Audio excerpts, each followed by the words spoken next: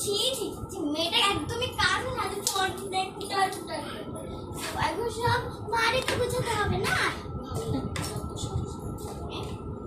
ভাবছি পড়াশোনা করে কত বড় চাকরি দিব, আর তা না কেমনে চাকরি, ভগবান মেয়েটা কি বানাইলা সব সব ভালো লাগে দেখছো আমার বড় কেন ভালো লাগে না। মা কি চাস? মা আমি একটু টাকা চাই, বন্ধুদের সাথে বাইরে পিকনিক করতে পার্টি করব।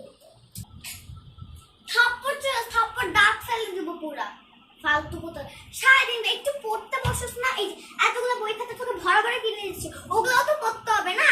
তোর বাবা তোদের জন্য টাকা এনে তোদেরকে পড়ায়, তোরা ছি ছি, এই মেয়েটাকে আমি কি যে করবো। কেন মা প্লিজ দাও না, দাও না, তুমি আমাকে থাপ্পড় কথাটা বললা কেন? তুমি আমাকে দাও মা, প্লিজ প্লিজ প্লিজ।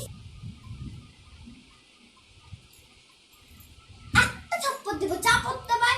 আমি যেহেতু লাস্ট ওয়ার্নিং দিয়েছি পড়তে বয় মিন্স পড়তে বসবি, একটা কথাও যদি মুখ থেকে না বেশি বেশি তর্ক কর না, আর তোকে থাপ্পড় মারবো এই কথাটা বলছিস, তুই দোষ কেন করছিস?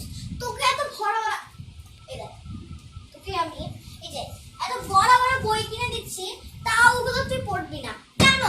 তোদের জন্য আমি কষ্ট করতেছি না? কেন করতেছিস? সব গুছাইতে হয় আমার। তুই কি ফোন টিপি তোর ভাইয়ের মতো, তোর দুজন একটু পড়তে বসতে পারোস না? ধ্যাৎ, আমার ভালো লাগে না তোমার এই ভয়েস শুনতে শুনতে। আমি এক্ষুনি চলে যাবো, বাই।